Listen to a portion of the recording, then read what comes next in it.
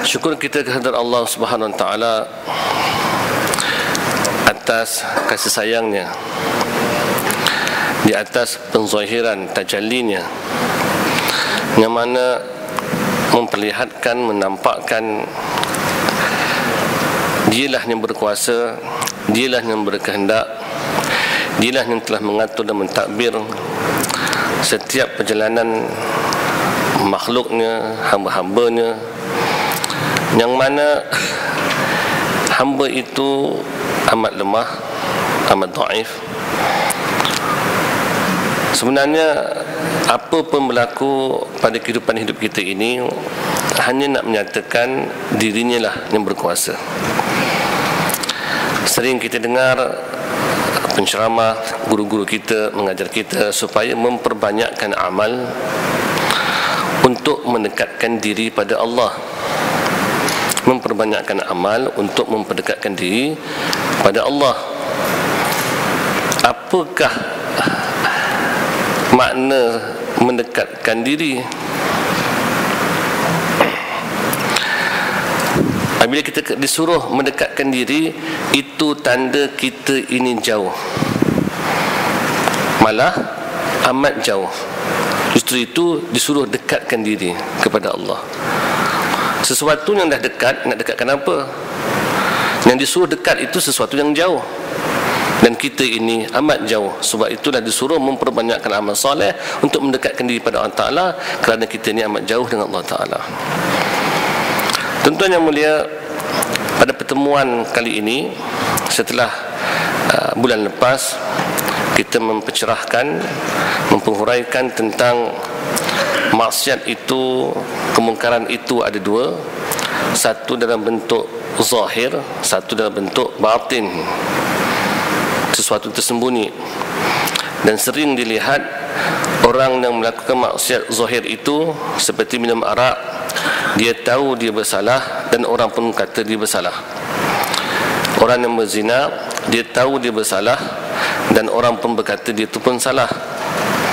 Tetapi ada satu penyakit maksiat batin, kemungkaran batin, tuan punya diri pun tak rasa bersalah dan orang pun tak tahu dia bersalah. Itulah syirik kepada Allah Ta'ala. Dengan riak, menunjuk, sum'ah, suka memperdengarkan amalan yang kepada orang lain, ujub, bangga diri. Maka setiap amalan kerja itu dia lakukan bukan untuk Allah. Ada unsur-unsur selain daripada Allah, sama ada bukan untuk Allah ataupun perkongsian. Untuk Allah pun ada separuh, untuk manusia pun ada separuh. Jadi tuan-tuan, pada malam ini insya-Allah saya akan buat satu lakaran, satu timetable lah, untuk mendekatkan faham kenapa kita perlu menitik beratkan tentang pengajian sifat 20. Pengajian sifat 20 ini nak membicarakan tentang sifat-sifat Allah, bermakna bukan sifat kita. Sifat Allah itu antaranya kudrat, kuasa, iradah, berkehendak, ilmun, mengetahui. Sifat Allah dia, ini sifat Allah. Hayah, hidup, sama basar kalam, melihat, mendengar dan berkata-kata. Apabila kita dah mengatakan ini sifat Allah, justru itu jangan cuba-cuba mengaku itu sifat kita. Maka di kali inilah kita perlu memainkan peranan. Setiap gerak-geri kita itu, gerak dan diam kita, nafas turun naik itu ada nafi dan isbat. Menafikan diri kita bersifat illallah, hanya Allah bersifat, baru sempurna. Nafi isbat itu bukan kita ke mana kita melakukan tasbih, bertahlil, bergerak-gerak lidah kepala kita. Hanya itu saja nafi isbat, tidak. Kita nak setiap gerak-geri kita itu ada nafi dan isbat. Menafikan diri kita bersifat kita tak berkuasa, illallah, Allah berkuasa. Justru itu kedatangan kita ke sini bukan kuasa kita. Kita tidak mempunyai sifat kehendak, iradah. Yang berkehendak itu hanya Allah. Allah yang berkehendak datang sini, illallah, hanya Allah yang bersifat iradah, berkehendak. Jadi insya-Allah tuan-tuan mulia, betulkan niat. kedatangan tuan-tuan mendengar maghrib ini bukan hanya sekadar menghabiskan masa sisa-sisa hidup antara maghrib dan isyak, ataupun tertekan dengan coletan beletihnya isteri di rumah, ataupun kebetulan rumah dah dekat dengan masjid kau tak pergi, orang kata kita. Tak, bukan kerana itu. Tetapi kedatangan kita di sini betulkan niat bahawa hendakkan Allah. Kalau benar niatnya hendakkan Allah, maka Allah akan bukakan pintu lorong untuk kita berjalan menuju ke arahnya. Justru itu peradaban kita di sini dalam belajar, jasad menghadap guru, hatinya menghadap Allah. Kerana yang nak beritahu, nak memahamkan kita hanya Allah. Jadi saya akan lakarkan timetable-nya, gambaran rupa pemecahan daripada 20 sifat itu kepada 4 sifat: sifat nafsiyah, salbiyah, ma'ani dan ma'nawiyah. InsyaAllah akan cuba selesaikan 4 perkara ini secara ringkas dan padu untuk kita terus jadikan amalan. Lepas isyak ni dah terus beramal dah ni. Ya, sebab kita ini belajar ilmu tauhid, setiap saat nafas turun naik wajib mentauhidkan Allah. Ya.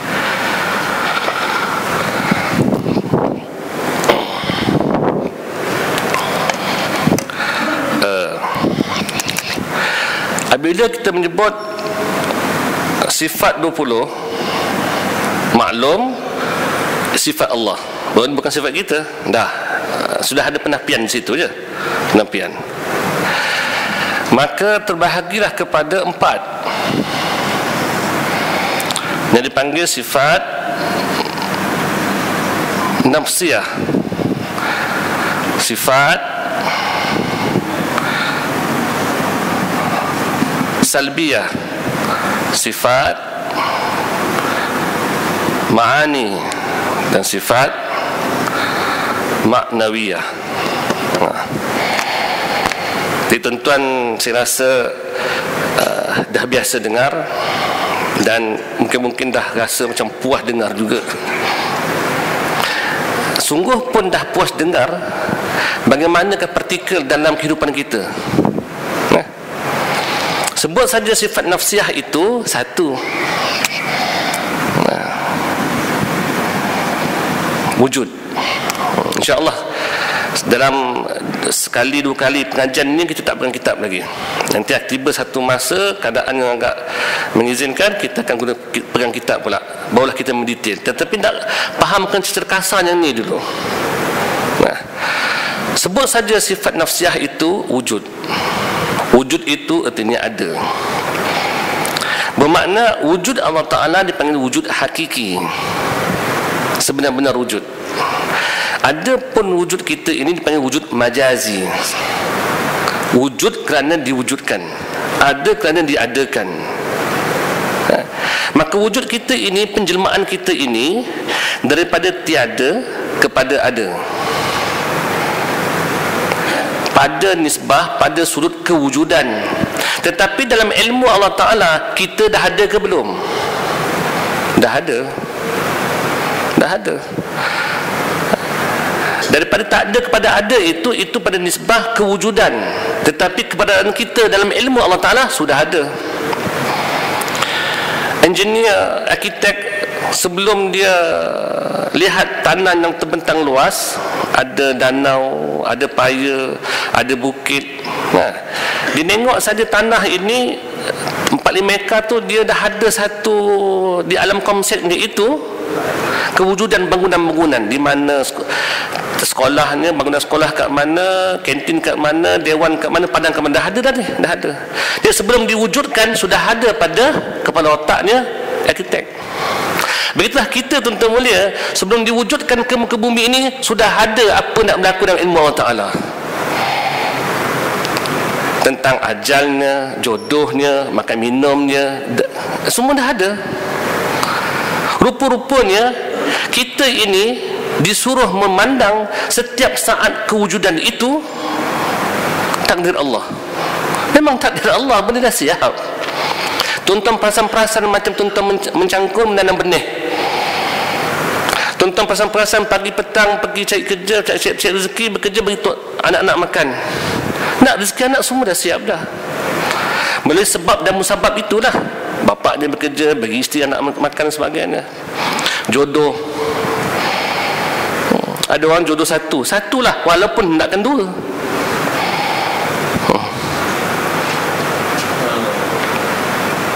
Jadi kita sebenarnya kalau memaham takdir ini, kita akan jadi orang yang tenang, tak mengamuk, tak marah, redha saja. Maka takdir Allah itu dia akan berupa dalam bentuk positif, ada bentuk negatif. Untuk apa? Untuk diuji kita ni benar tak pemandangan kita. Kalaulah nikmat yang mendatang, kita disuruh bersyukur. Kalau balak yang mendatang, disuruh sabar. Kalau melihat kita melakukan ketaatan dan kesolehan, itu anugerah Allah, bukan dari pihak kita. Tu benda dah siap dah. Kita cuma sekarang ini berada dalam takdir setiap saat sedang memperlakonkan ketaatan. Nah, itu dah memang di situ ditulis dah awal-awal lagi. Apabila namanya manusia diperlakukan maksiat dan mungkar, disuruh bertaubat. Itulah hamba Allah. Sekarang masalahnya kita menyembah Allah tidak membawa ciri-ciri watak hamba yang mengemis diri. Itulah ketandusan kita. Inilah ketandusan kita pada dalam peramalan kita. Tak ada sifat hamba diri. Baik. Apabila sebut wujud, hakikat wujud Allah. Selain daripada Allah, dia panggil majazi, wujud yang majazi, wujud yang bukan semati, wujud yang bukan sebenar-benar wujud. Dia hanya cermin sahaja, perumpamaan. Diri kita ni dan alam ini bagaikan cermin buat Allah Ta'ala. Contoh, apabila kita berdiri depan cermin,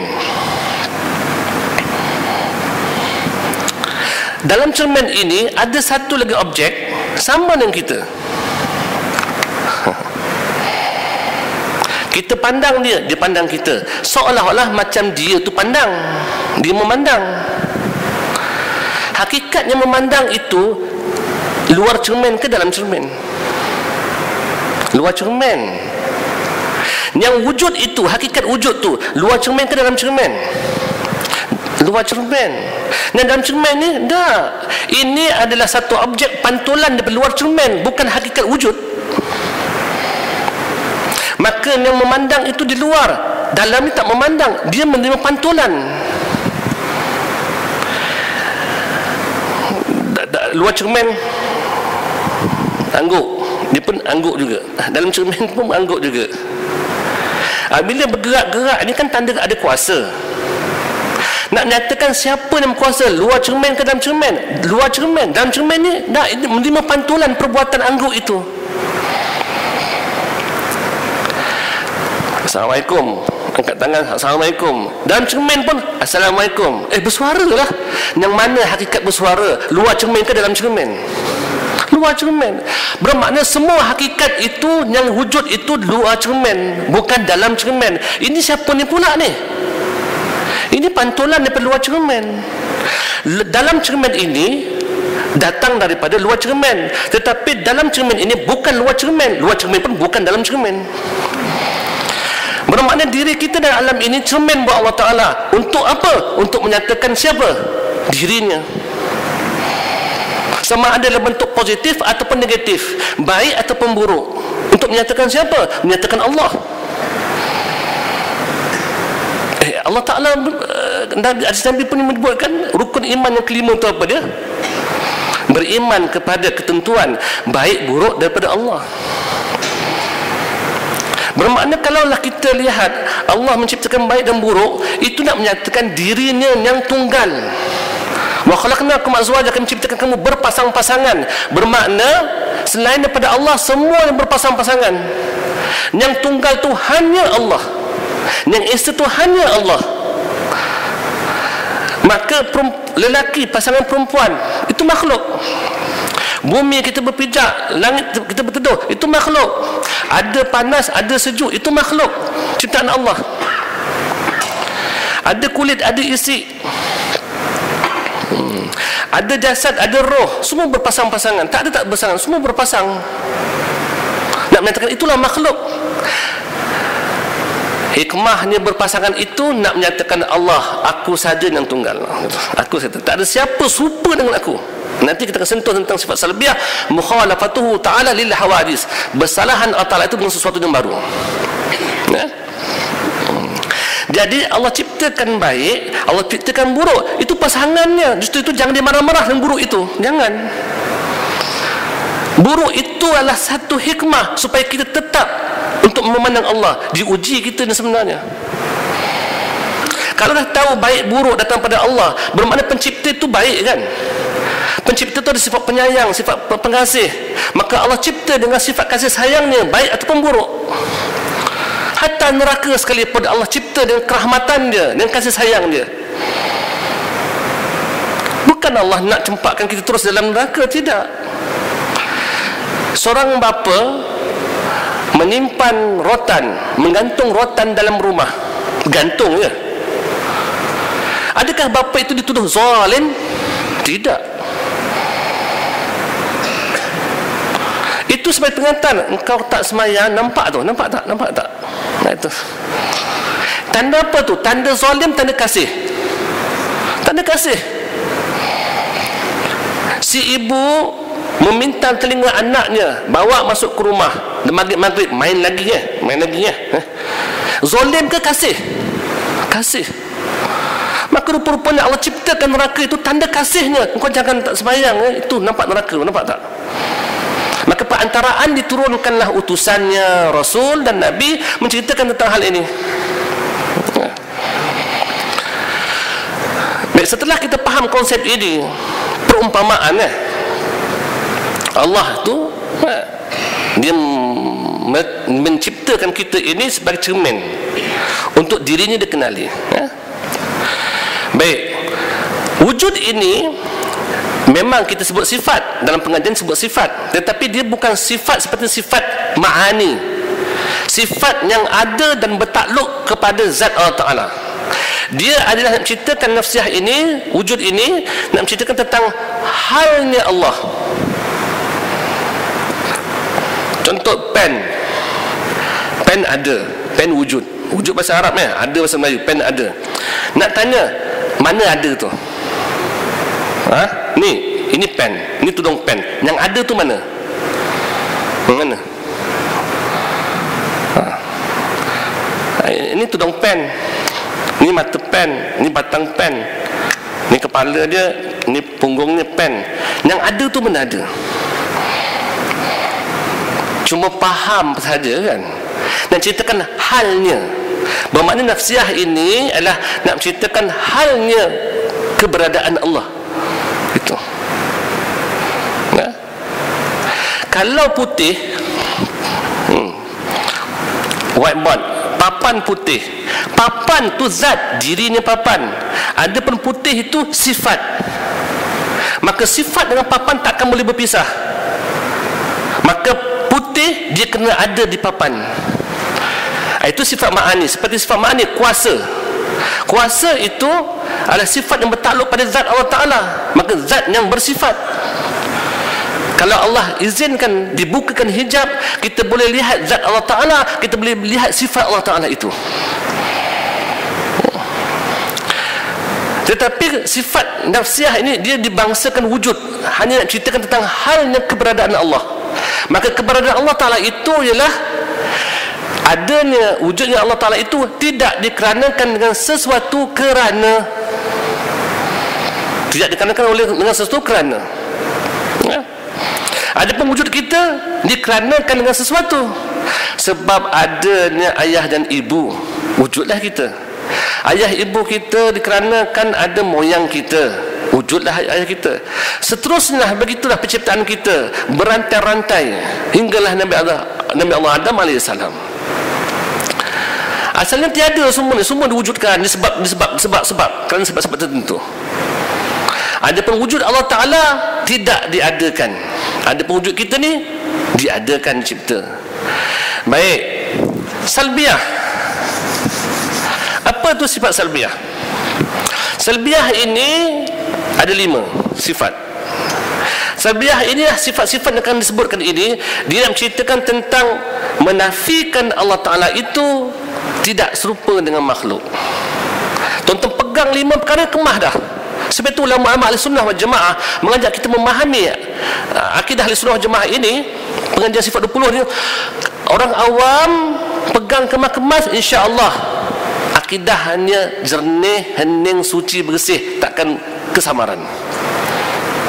Maka sifat sabriyah ni, saya ulang sekali lagi, dia menceritakan tentang sifat sabriyah ni, sifat nak menafikan Allah Ta'ala itu super makhluk. Pertama adalah kidam. Kidam itu awal tiada permulaan. Allah itu awal tiada permulaan. Maknanya faham pada akal. Dia bukan sifat yang melekat ataupun yang berada pada zat Allah Ta'ala. Tapi yang ceritakan kidam ini, kefahaman kita faham bahawa Allah itu dia awal tiada permulaan. Selain daripada Allah, semua ada permulaan. Sedia tu bahasa Melayu kita, dia awal tiada permulaan. Yang keduanya baqa. Baqa itu kekal. Kekal tiada kesudahan. Adapun selain daripada Allah itu, ciptaannya itu dia tidak kekal.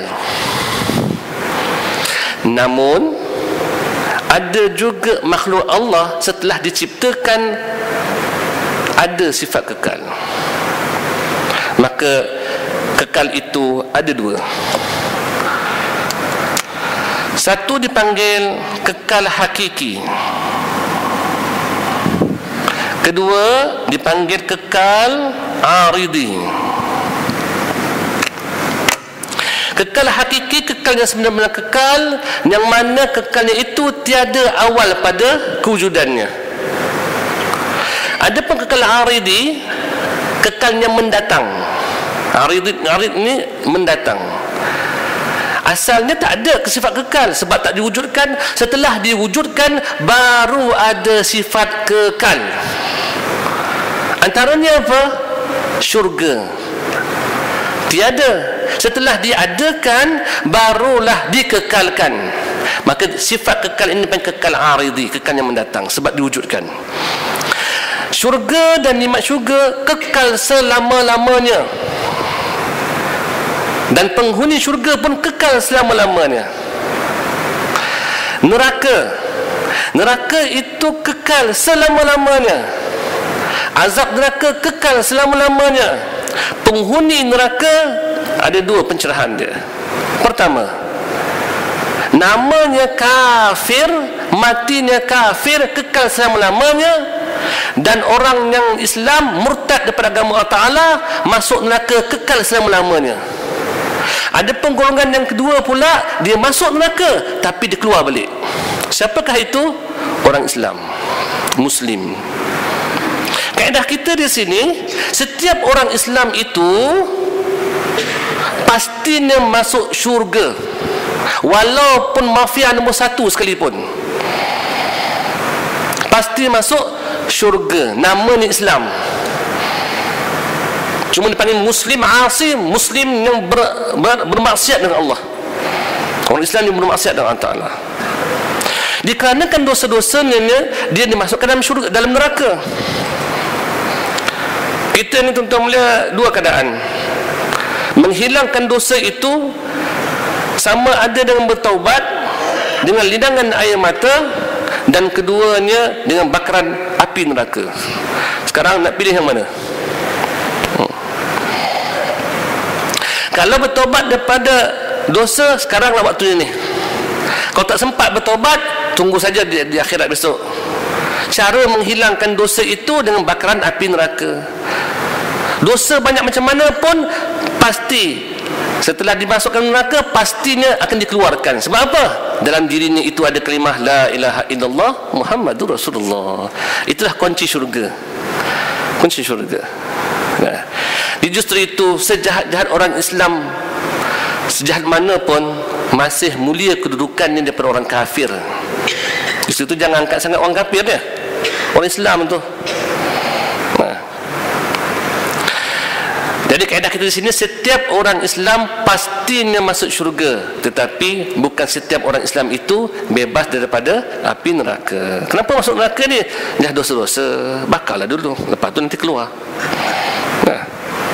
Ya, kita ni kalau kawan-kawan gurau sekali-sekala cocok api rokok pun dah melompat kan. Melompat kita. Itu selesaikan masalah kita dengan Ta'ala ni di dunia inilah. Ya. Jadi faham kita di sini, kekalnya neraka, kekalnya syurga itu kekal aridi, kekal yang mendatang. Setelah diwujudkan baru ada datang sifat kekal. Jadi tiba soalan, permasalahan, boleh tak Allah Ta'ala membinasakan syurga dan neraka? Jawapannya dalam dua bentuk. Pertama, pada hukum akal Allah yang berkuasa itu, dia dah juga sifat berkehendak. Kalau dia berkehendak, maka dengan kekuasaannya dia boleh membinasakan syurga dan neraka. Boleh pada hukum akal. Tetapi pada hukum syarak, Allah kekalkan neraka dan syurga itu sebagai tinggalkan satu bukti yang mana telah berjanji dalam Al-Quran, khalidina fiha abada, kekal dia selama-lamanya dalam syurga dan neraka. Maka sebagai satu bukti nak menyatakan janji Allah Ta'ala itu, maka Allah pun kekalkan sampai bila-bila pun. Baqa mukhalafatuhu lil hawadis,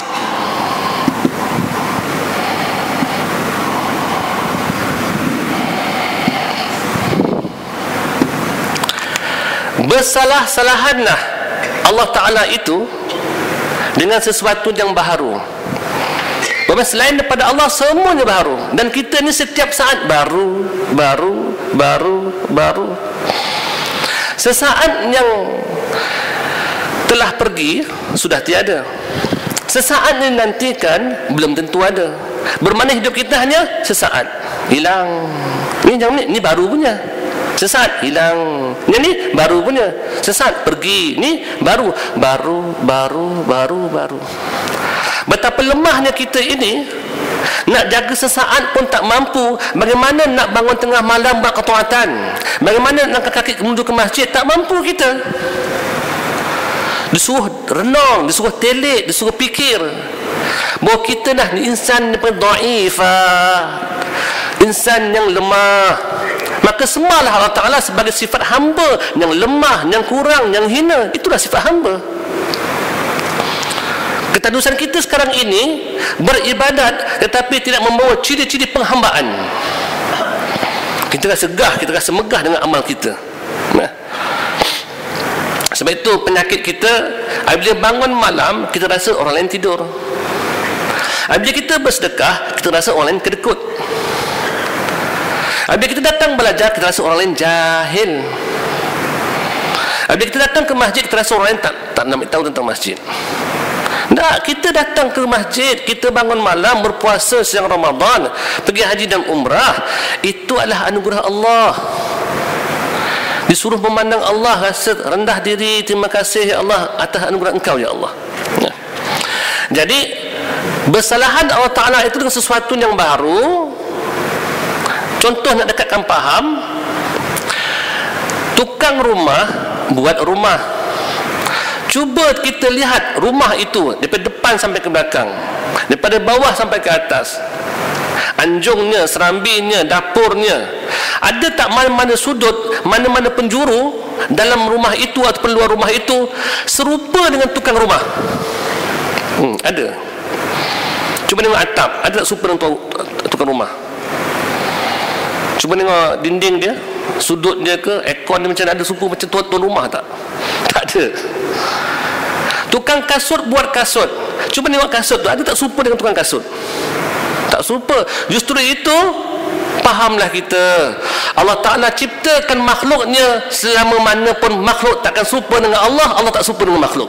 Justru itu tentang ayat-ayat mutasyabihat, ayat-ayat yang kesamaran dalam Al-Quran dan hadis yang mengatakan yadullah fawqa aydihim, tangan Allah bersama di atas tangan-tangan mereka itu. Maka tangan itu perlu diolahkan satu makna penterjemahan yang menampakkan, menyucikan Allah serupa dengan makhluk. Kalau kita ambil bulat-bulat tangan, nanti kita sangka Allah ada tangan. Kalau kita kata Allah baca Al-Quran wajhullah, wajah Allah, nanti kita sangka Allah ada wajah. Bermulalah kita punya fantasi, khayalan kita memikir-mikir Allah bagian begitu. Dah, Maha Suci Allah SWT tidak bagian tidak begitu. Bukan bentuk cahaya, bukan bentuk objek, tidak. Takkan sama sekali makhluk itu serupa dengan pencipta, takkan sama sekali. Nah. Yang keempat, qiyamuhu binafsi, berdiri Allah Ta'ala dengan sendiri. Ini terjemahan kita, berdiri. Jangan cuba-cuba fikir, khayalkan tentang berdiri seperti saya berdiri ini. Tidak. Berdiri Allah Ta'ala dengan sendiri dengan makna apa? Tidak berhajat. Tidak berhajat. Tidak berhajat Allah Ta'ala itu kepada mana-mana makhluk. Bahkan makhluklah yang berhajat pada diri dia. Itu adalah Allah Ta'ala, itulah Tuhan. Kalaulah dikatakan Tuhan, dia tidak berhajat pada mana-mana makhluk, dan makhluk pun tak berhajat dengan dia, itu bukan Tuhan. As-Samad artinya apa? Tempat berhajat, tempat pandang, tempat penggantungan, tempat pengharapan. Maka Allah Ta'ala itu dia tidak berhajat pada mana-mana makhluk, bahkan makhluklah yang berhajat pada dirinya. Nah. Dan yang kelima, wahdaniyah, esa, tunggal. Di sini perhati betul-betul. Penting sangat-sangat. Tunggalkan Allah, esakan Allah pada zat yang ada, zat hanya Allah. Kita, wujud kita ni bayangan sahaja. Esakan Allah pada sifat-sifatnya. Yang bersifat hanya Allah, yang berkuasa hanya Allah, pemilik tunggal yang berkuasa hanya Allah, pemilik tunggal sifat berkendak hanya Allah, pemilik tunggal sifat hidup hanya Allah, pemilik tunggal sifat mengetahui hanya Allah. Kalau guru yang mengajar ini rasa dia mengetahui ilmunya, maka dialah syirik pada Allah Ta'ala. Dia kena nafikan, dalam mengajar kena nafikan, aku tak pandai, aku ni hanya menerima pantulan daripada sifat Allah. Justru itu hakikat sebenarnya. Tuan-tuan kalau melihat seorang alim, tuan-tuan sanjung dia, hormatinya, tapi sanjung itu sebenarnya memuji dan mentazimkan, mengagungkan Allah SWT yang bersifat ilmu itu. Barulah pantulan itu benar. Nah, adab guru murid dengan guru dihormati. Tapi pada hakikat sebenarnya menghormatkan Allah, menghormati Allah, menyanjung Allah, mengagungkan Allah. Ya. Nanti lepas kita masuk sifat ma'ani ya. Jadi tunggalkan Allah, yang bersifat kuasa hanya Allah, kita tidak berkuasa. Yang berkehendak hanya Allah, kita tidak berkehendak. Wahdaniyah, esa Allah Ta'ala pada af'al, pada perbuatan. Bermakna yang mempunyai perbuatan hanya Allah. Wallahu khalaqakum wa ma ta'malun. Dan Allah ciptakan kamu dan apa yang kamu kerjakan. Yang menggerakkan, yang melakukan, yang memperbuat kita berjalan ke masjid, siapa dia? Allah. Yang membangunkan kita tengah malam, Allah. Yang menggerakkan lidah kita, melakonkan lidah kita bergerak membaca Quran, zikir, Allah. Ada tak sesuatu yang bukan daripada Allah? Cuba fikir sejenak. Ada sesuatu yang bukan daripada Allah? Tak ada. Semua daripada Allah. Maka kita nak ilmu ini dipartikelkan dalam setiap napas turun naik. Barulah kita lihat di situ kehebatan keagungan Allah SWT. Setelah nampak Allah tu maha mulia, baru terasa hina diri. Bila melihat Allah tu maha besar, maha hebat, berasa kerdilnya diri. Bila melihat Allah yang maha sempurna, berasa kekurangan diri. Barulah nama hamba Allah. Barulah dia rokok sujudnya tu sebagai hamba Allah. Nah. Baik, esakan Allah pada zat, esakan Allah pada sifat, esakan Allah pada perbuatannya. Bermakna lima sifat ini, qidam, baqa, mukhalafatu ta'ala lil hawadis, qiyamun binafsi, wahdaniyah, dipanggil sifat salbiyah. Sifat yang mana? Sifat yang hanya faham pada akal. Allah tidaklah sedemikian, lawannya itu. Nah, Allah tidak ada permulaan, Allah tidak ada pengakhiratan, Allah tidak ada menyamai dengan mana-mana makhluk, Allah Ta'ala itu tidak digagahi, dan Allah itu tidak berbilang-bilang lawannya, mustahil sama sekali. Maka sifat sabiah ini dipanggil sifat yang nak menafikan Allah Ta'ala itu serupa dengan makhluk. Maksud yang ketiga pula, ma'ani. Sifat ma'ani ini ada 7. Qudrah, iradah, ilmun, hayah, sama, basar, kalam. Ini wujud nak ceritakan halnya keberadaan Allah. Yang ni pula menceritakan tentang faham pada kita Allah tak serupa dengan makhluk, hanya pemahaman sahaja. Adapun ma'ani ini, inilah sifat yang sebenar-benar sifat yang mana takluknya pada zat. Takluknya pada zat. Maksudnya diri Allah Ta'ala yang bersifat kuasa. Maka kita kena i'tiqad bahawa yang berkuasa hanya Allah, pemilik tunggal sifat kuasa hanya Allah. Iradah, berkehendak. Yang berkehendak tu Allah, fa'alul lima yurid, dialah pembuat daripada apa yang dikehendaki. Justru itu, dan fahamlah kita di sini,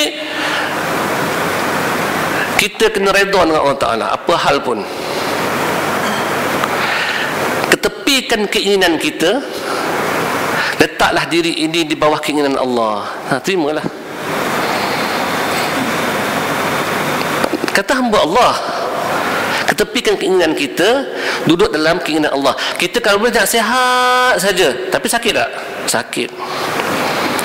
Kita kalau boleh tak ada masalah apa-apa pun, tapi banyak masalah tak? Memang banyak masalah pun. Kita kalau nak senang saja, ada susah. Redalah setiap saat itu. Tadi dah fahamkan bahawa dalam ilmu Allah dah siapkan jodohnya, ajalnya, makan minumnya, rezekinya, semua dah siap. Cuma kita suruh memandang saja.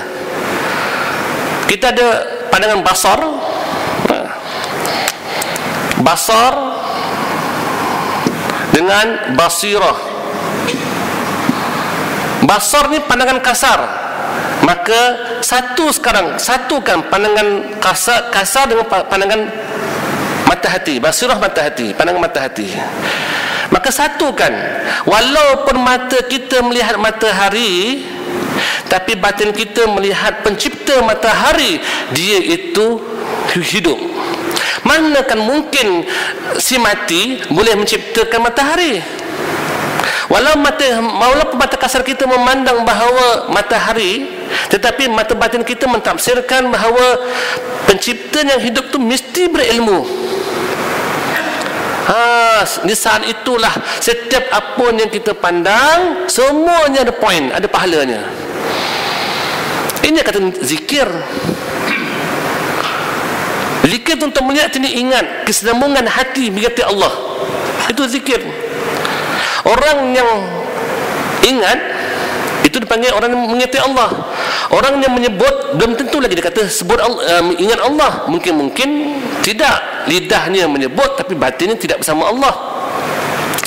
Tetapi orang yang batin bersama Allah, sama ada dia menyebut ataupun tidak, senyap saja, tapi batin menang terus memandang Allah. Maka itulah setiap napasnya itu berpahala. Walaupun zahirnya duduk terlantar di rumah, pakai pampers 3 tahun di rumah, tak ke masjid, tak ke mana sebagainya, tapi berpahala terus tu. Sabar, redha, pahala terus. Orang yang sakit terlantar di rumah, pakai pampers 3 tahun tak keluar, itu ada riak tak? Sakit tu ada riak tak? Tak ada. Ujub bangga diri? Tak ada. Sum'ah? Tak ada. Takabur? Mana ada orang sakit gout takabur? Poin dia diperlukan sabar, redha, pahala terus, meningkat cepat makrifatnya mengenai Allah Ta'ala.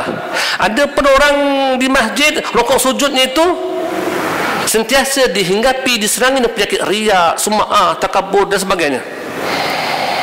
Jadi ruang ataupun lorong untuk merapatkan diri pada Allah, untuk sampai pada Allah, bagaikan nafas banyaknya itu, bagaikan nafas turun naik. Justru itu tuan-tuan, kalau kita berzikir, jangan sangka zikir kita sampai pada Allah Ta'ala.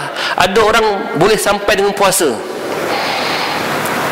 ada orang boleh sampai pada Allah Ta'ala, dekat dengan Allah Ta'ala dengan menanggung keperitan hidupnya, gajinya kecil, duduk di lumpur, anak 7 orang, isteri seorang, gajinya 1,500. 1,500 ni kaya ke? 1,500 ni, ini bukan tahun 80-an. 1,500, 3,000 pun sakit sekarang ni.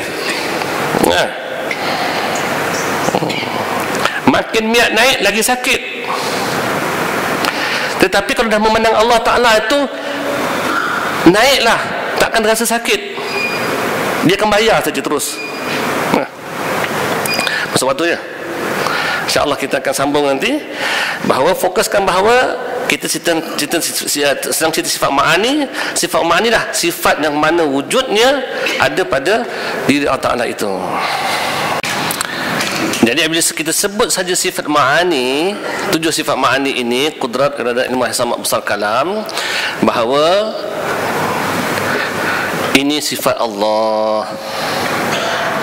Kalau dah kita kata sifat Allah, kudrat tu, kuasa itu sifat Allah, janganlah mengaku diri ini berkuasa. Kalau kita rasa kita berkuasa, bermakna kitalah penyekutu Allah. Bermakna dua pihak berkuasa, satu Allah, satu kita. Itulah syirik nama dia.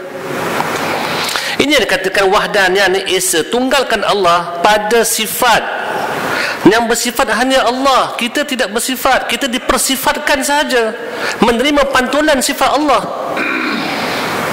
Sebenarnya wa fi anfusikum afala tubsirun, pada diri engkau itu kenapa kamu tak renung? Bila kita nampak kita bergerak, nak nampak kuasakan siapa? Kuasa Allah. Bismillahirrahmanirrahim, alhamdulillahil alamin. Nampak sifat siapa? Sifat Allah, kalam. Imam macam waladhalin, dengar bacaan imam tu, kita dengar bacaan kita pula. Nyatakan sifat siapa? Allah. Akhirnya solat li zikri, ingatlah, dirikan solat untuk menyertai aku. Itulah khusyuk hakikatnya. Bawa tauhid dalam solat, bawa tauhid dalam kehidupan kita, dalam kita berpolitik, dalam kita bisnes, bawa tauhid. Sekarang manusia hidup tidak bertauhid. Bukan kata orang di luar sana, dalam masjid pun kita hidup tidak bertauhid. Kalau tidak mentauhidkan Allah, tauhid itu esa, mengesakan Allah. Kalau tidak mentauhidkan Allah, tidak esakan Allah, maka lawannya apa? Syirik. Maka setiap gerak kita syirik, rokok sujud kita jadi syirik. Kita tahu bahawa syirik itu dosa besar, tapi kita tidak cuba usaha macam mana nak longkahkan, keluarkan pada diri kita. Selagi tidak dibentang kaedah pemahaman pengajian ini, maka kita tak nampak cara macam mana lepaskan diri daripada kesyirikan. Kita hanya cakap dengan umum saja, kita buat kerana Allah, jangan sekutukan Allah, datangkan dalam Quran, datang hadis. Tapi macam mana nak lepaskan diri daripada kesyirikan? Seolah macam tak ada jalan. Sebab itu dilihat manusia tidak berubah perangainya. Inna salata tanha 'anil fahsya'i wal munkar, semua solat itu mencegah fahsya' dan munkar. Bermakna manusia yang solat itu sudah cukup terkeluar, tertanggal segala keburukan diri dia dengan solat. Bermakna orang dalam penjara itu suruh solat saja, suruh bertaubat, suruh solat, balik saja keluar daripada penjara 3-4 tahun jadi wali Allah. Tetapi jangan dimimpikan banduan itu keluar dari wali Allah. Dalam masjid pun tak ada wali Allah. Dalam masjid pun tak ada wali Allah. Di pondok pun tak ada wali Allah. Nah. Ada wali Allah, hanya orang ahli sajalah mengenal. La ya'rifu wali illa wali. Tiada yang mengenal wali melainkan wali juga. Ya. Tiada la ya'rifu jauhara illa jauhara, tiada mengenal permata melainkan permata juga. Ahli sama ahli kenal. Macam orang kaki burung kan, kaki mancing, mana pergi pindah mana pun mesti ada kawan dia tu. Nah, bawa dukung anak-anak jalan naik motor, dengar bunyi burung, patah balik, bang, wah sedap suara burung ni. Anak ahli, ahli dia pandai, sedap suara burung ni bang. Ada pergi mana-mana bang? Ada jugalah, kadang-kadang tu dalam 2 bulan 3 bulan sekali ada lah pergi ke Penang, pergi ke Kelantan, pergi ke Johor, main burung kuku ni. Oh, saya pun Ada juga pun betul ke antum duk bual rapat terus, ngam terus, tak kira sama lepas atau amno, bab buang beres. Macam bola kan, bola. Bola ni apa parti pun dia boleh duduk satu stadium, tak kisah. Ya, memang begitu, tak dinafikan. Boleh aja satu tim, ya, JDT. Ya. Baik. Ilmun, mengetahui. Sifat siapa mengetahui ni? Allah. Kalau si alim tu rasa dia yang tahu ilmu dia, maka dia pun terbelenggu dengan kesyirikan. Macam mana guru yang syirik yang bebaskan anak murid daripada kesyirikan? Mustahil. Banduan duduk dalam penjara, ajak kawan-kawan, jom keluar, jom keluar. Nak keluar macam mana? Kau pun duduk dalam penjara juga, nak keluar macam mana? Jadi guru pun kena dia mengajar orang faham. Dah, dia tak fahamkan orang. Sebab itu kadang-kadang waktu guru mengajar tak faham. Selepas pengajian baca kitab sorang-sorang, baru faham apa guru yang mengajarkan. Kadang-kadang kehidupan kita harian diduga hujan, baru faham ustaz mengajar suruh sabar, kenapa suruh sabar, baru dapat pahala. Baru faham kenapa Allah beri sakit. Yalah tuan-tuan, ketika sihat dengan sakit, manakah waktu kita bulat hati dengan Allah Ta'ala berdoa? Waktu sakit. Waktu kita, anak kita ada buat masalah besar, betul, masalah kecil, masalah besar, baik perempuan baik lelaki dia buat masalah besar, dekat ke mana kita boleh tergerak bangun malam tu? Waktu masalah itu adalah bangun malam doa kan, angkat tangan, ya Allah, nitik terus air mata. Tapi kalau tidak ada masalah, tidak ada dugaan, doa pun Rabbana atina fid dunya hasanah wa fil akhirati hasanah wa qina adzabannar. Itu doa kita sebab tak ada masalah, tak diuji. Dan cepat sangat hantar cucu dulu, sibuk lepas subuh nak hantar anak sekolah. Dah pencen-pencen sibuk hantar cucu pula. Nasib lah. Itu dah tak ada begitu, macam mana? Doa pun ringkas lagi lah, bukan Rabbana atina fid dunya hasanah lagi dah. Ya Allah, macam biasa, ya Allah, amin, dah jalan.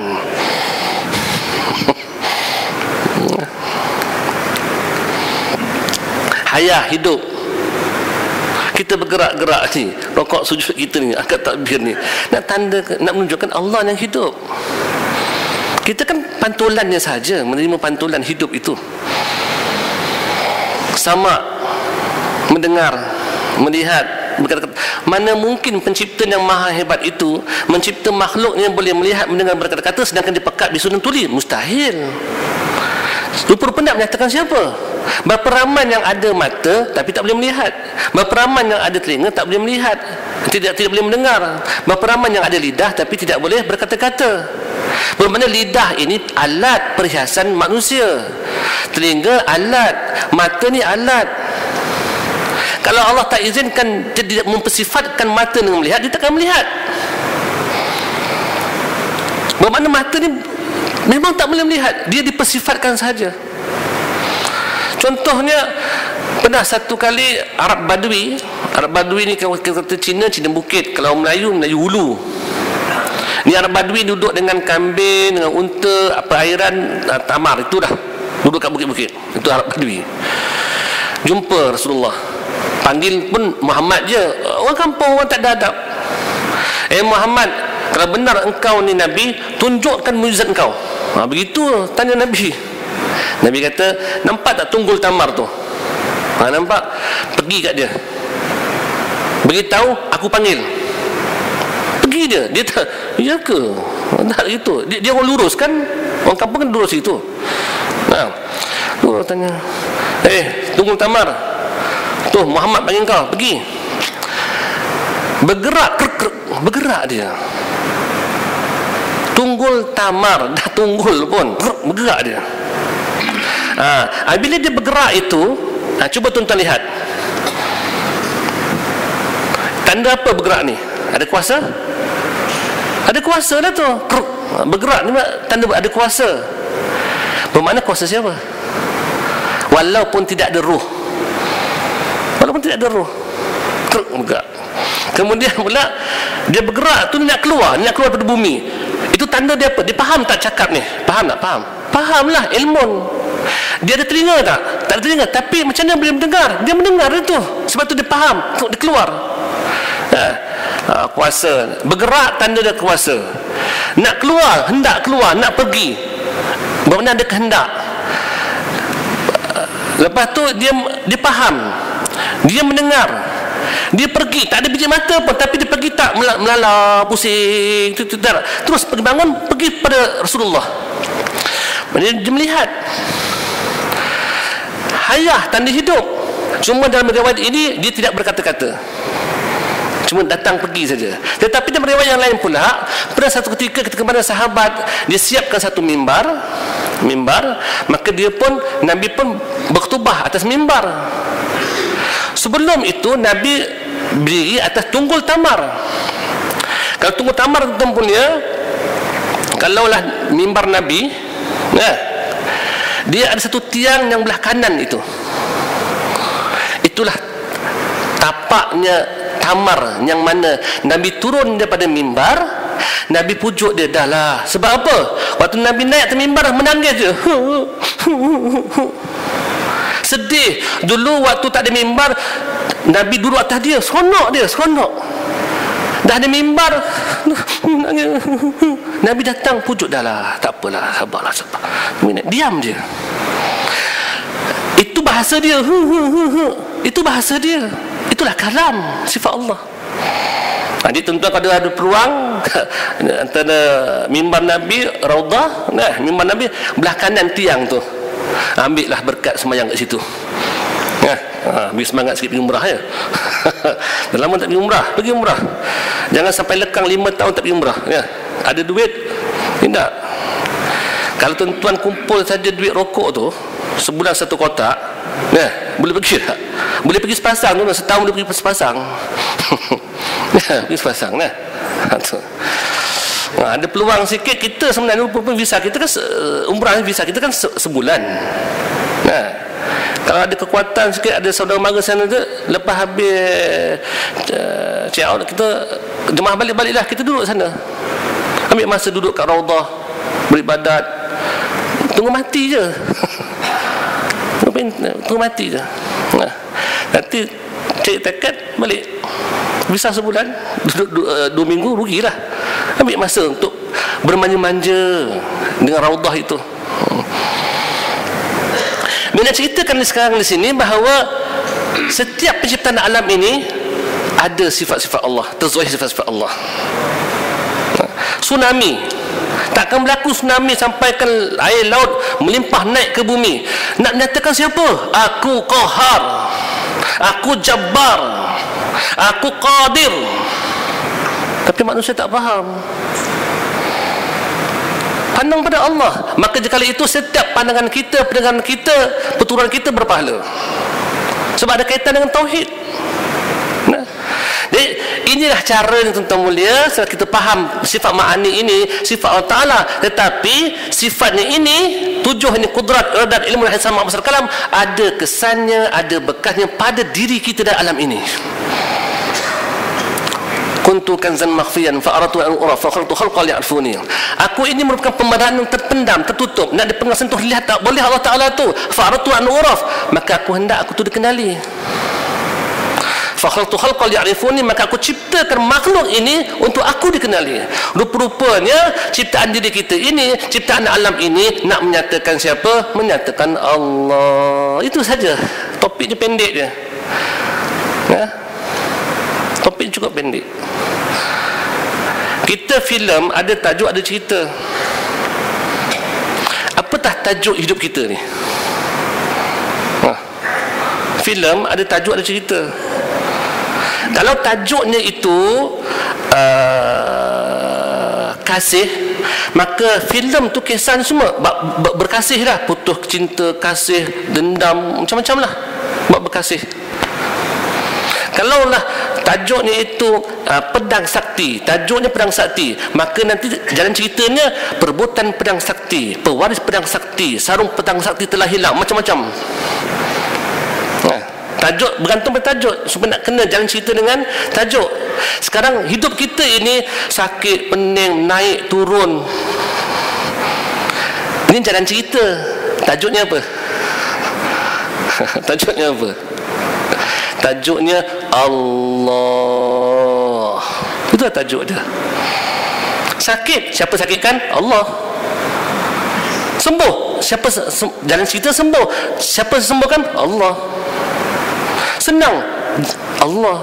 Susah, Allah. Baik, Allah. Buruk, daripada Allah juga. Ada sesuatu perkara bukan daripada Allah? Tidak. Jadi kita fahamkan ini jalan cerita kita ni. Anak degil, minyak naik, GST lagi, budak-budak muda sekarang dah kurang hajar, main pempek motor depan rumah kita kan. Ini jalan cerita kita. Lepas tu pula dengan mak mentua tak ngam, dah nak mati dah, tak ngam dengan mak mentua, tak tahu apa hal. Perbuatan harta pusaka dengan adik-beradik tak bertegur, abang buat kenduri adik tak datang, adik buat kenduri abang tak datang kan. Ini jalan cerita kita ni. Tajuknya apa? Allah. Barulah sempurna perjalanan kita sebagai hamba Allah. Jadi ulama menyebutkan pengajian sifat 20 ni, inilah asasnya ilmu makrifat bagi orang awam. Kalau tak kenal Allah, sembah siapa? Kena rasakan bahawa ini penting amat-amat sangat. Yang menentukan amalan kita diterima atau ditolak. Fiqh menentukan amalan kita sah atau batal. Sah, batal, okey, tak dah belajar fiqh, tapi terima ke tidak? Belum tentu lagi itu. Maka tauhidlah mainkan peranan penting untuk amalan kita terima ataupun ditolak. Dia kaedah kita di sini, setiap amalan diterima Allah Ta'ala pastinya sah, tetapi bukan setiap amalan sah itu diterima Allah. Jadi janganlah kita berpenat-penat dengan ibadat, rupa-rupanya balik ke kampung akhirat bawa peti kosong, buka-buka tak ada. Macam mana tu? Letih. Faman kan rajulun qarbi falyamal amalan salihan wa la yusyrik bi ibadihi ahada. Bi ibadati rabbih ahada. Bagi siapa yang menghendakkan untuk bertemu dengan Tuhannya, hendaklah dia beramal soleh. Apa syarat amal soleh? Wala yusyrik, tidak menyekutukan ibadatnya dengan Tuhannya itu dengan sesiapa pun. Tak, ibadat untuk Allah saja. Sebab itu kita dah ajar usalli fardhu zuhri 4 rakaatin ada makmuman lillahi taala. Nawaitu samadin lillahi taala. Hingga kan mandi pun niatnya lillahi taala. Mandi wajib. Yalah, ada orang selalu mandi wajib. Ada orang dah lama tak mandi wajib. Ikut masing-masing punya rezeki ya. Rezeki masing-masing itu. Dalam biar pencen kerja, jangan pencen mandi wajib. Itu dia. Lillahi ta'ala, dia tak sebut li jannati firdaus. Usalli sunat duha rakaatain ni li jannati firdaus. Saja aku sembahyang sunat duha 2 rakaat kerana syurga firdaus. Tidak. Tuan-tuan mulia, yang kita baca kitab Fadhil Amal itu, buat itu banyak ini, buat itu banyak itu dapat tu, itu nak cerita, itu simbolik daripada kata-kata Nabi itu ialah nak ceritakan kaya tu siapa? Allah. Hebat tu siapa? Allah. Malam Ramadan lebih baik 1000 malamnya itu Qadar lebih baik daripada 1000 malam. Pahala berlipat kali ganda, pahala fardu dengan 70 kali fardu, yang amalannya sunat bagikan fardu. Nak cerita hebatnya siapa, kayanya siapa, murahnya siapa? Allah, simboliknya Allah di sebalik itu. Sebab itu para sufi berkata, barang siapa mencari Lailatul Qadar, dia tidak akan bertemu Allah. Sebab Lailatul Qadar itu ciptaan Allah. Tetapi barang siapa mencari Allah, pasti akan bertemu dengan Lailatul Qadar. Maka Lailatul Qadar bagi orang seperti ini bukan pada 27, bukan malam-malam ganjil pada bulan Ramadan, tetapi siang dan malam setiap nafas turun naik Lailatul Qadar. Sebab apa? Yang dipandanglah hebatnya Allah. Bukan Allah hebat pada malam-malam ganjil Lailatul Qadar, tidak. Allah hebat tak terputus. Tak, hebat Allah mutlak. Siang malam sama di luar Ramadan ataupun dalam Ramadan. Sentiasa dari hamba Allah, rasa hebatnya Allah. Ini satu tip. Bila kita sebut nama Allah, bukan nak banyak, Tapi sebut nama Allah, subhanallah, rasa kehebatan Allah. Itu tak sama dengan subhanallah, subhanallah, subhanallah, subhanallah, la ilaha illallah, la ilaha illallah, la ilaha illallah. Tak sama tu. La ilaha illallah. Habis sebut la ilaha illallah dengan penuh rasa lemah diri, hebatnya Allah. Dengan penuh rasa hina diri, mulianya Allah. Dengan rasa kerdilnya diri, sempurnanya Allah. La ilaha illallah, la ilaha illallah. Di situ poin tu. Bermakna kita bukan nak kuantiti, tapi nak kualiti dia, mutu dia amalan. Kita bukan nak banyakkan rakaat, nak banyakkan mutu dia. Angkat takbir dengan penuh, menggetar Allahu Akbar, rasa hina diri, rendah diri, malu dengan dosa yang banyak menghadap Allah Ta'ala. Istilah maknanya sujud itu, di segi penistilahannya itu, sujud artinya tadarruk wa tazallul, rendah diri, hina diri. Tetapi adakah kita disuruh hina diri ketika sujud saja? Tidak. Zahirnya kepala tak bawah, tapi batinnya tetap sujud setiap saat. Maka orang yang sudah hati sujud pada Allah Ta'ala, mana pergi pun, langkah ke mana pun, dalam masjid, luar masjid, dalam tanah, luar tanah, dalam masjid, ke rumah pun, semua dalam keadaan sujud pada Allah Ta'ala. Apa dia sujud? Hatinya sujud, rendah diri dan menghinakan diri depan Allah Ta'ala. Itulah hamba Allah. Ini mudah-mudahan tuan-tuan mulia, Allah bukakan kefahaman. Barang siapa Allah telah bukakan kefahaman makrifat mengenai Allah Ta'ala, bahawa dia akan melihat indahnya alam ini, dunia ini. Seseorang yang bertambah meningkat makrifat pada Allah Ta'ala, dia akan sedikit menyalahkan orang. Apabila sempurna makrifatnya kepada Allah Ta'ala, dilihat tidak siapa nak dipersalahkan. Itulah hakikat orang bermakrifat. Bermakrifat itu bukan dengan tasbih gantung kat tengkuk, jalan menunduk, bajunya tak bergosok, rambutnya panjang, disangkanya wali Allah. Bukan begitu. Barang siapa memperbaikkan hubungan sesama manusia, itu tanda orang bermakrifat pada Allah. Hablum minallah wa hablum minnas. Man yashkurun nas yashkurullah. Barang siapa berterima kasih kepada manusia, dia berterima kasih dengan Allah. Itu hakikatnya begitu. Berbaik dengan manusia, baik sangka, rendah. Kalau orang buat jahat dengan kita, hina kita, maafkanlah. Kan berpahala tu, pahala. Orang puji kita tak terangkat sebab yang kita lihat lisannya itu digerakkan Allah. Ilham yang diberi, ilhamnya Allah. Kehendak baik kita ini, watak kita yang baik, Allah yang membaikkan kita. Puji siapa kepada siapa sebenarnya? Puji Allah kepada Allah juga. Puji itu ada 4. Puji Allah kepada Allah, puji Allah kepada makhluk, puji makhluk pada Allah, puji makhluk pada makhluk. Semua 4 puji ini, alhamdulillah, segala pujian bagi Allah. Segala pujian bagi Allah. Allah puji pada diri dia, naikkan Allah. Allah yang puji diri dia sendiri. Manusia puji pada Allah Ta'ala, Allah juga yang dapat pujian tersebut. Manusia puji Allah, puji pada hambanya. Dia buat baik hambanya, dia puji pula. Dia puji pada diri sendiri, ciptaan dia. Si A puji si B. Si A ni telah diilhamkan untuk memuji si B. B ni pula diperbuatakan watak baik. Siapa punya watak? Allah. Siapa yang melakukan kesulian? Allah. Siapa beri ilham? Allah. Siapa menggerakkan lidah untuk puji? Allah. Semua daripada Allah. Allah pujikan hamba ni kepada hamba, nak nyatakan puji kembali pada dia juga. Semua pada Allah. Seperti kita kata di sini, apa yang berlaku dalam dunia ini, alam ini, tajuknya Allah. Barulah jadi hamba Allah, ya. Mudah-mudahan Allah beritahu kepada kita kefahaman dan bukakan mata hati kita ini untuk terus memandang Allah Subhanahu Taala. Kerana barang siapa buta di dunia, pasti besok buta di akhirat. Buta di mana? Buta pada pandangan mata hati. Ni tuan-tuan jangan risau, kitab ada insya-Allah, tetapi bukan masa untuk pegang kitab. Kerana selalu golek orang pegang kitab ini akan tinggalkan kitab setelah beberapa bulan, akhirnya ustaz saja yang pegang kitab. Ya, wabillahi taufiq insyaallah. Rabbana taqabbal du'ana innaka antas samiul alim wa tub 'alaina innaka antat tawwabur rahim. Allahumma arhamna wa warzuqna tibai kitabah. Allahumma na'udzu bika min ilmin fa' wa qalbin la yakhsha wa ilmin fa'ud wa asma. Allahumma faqihna fid din wa rahmatika ya arhamar rahimin. Alhamdulillahil Fatihah.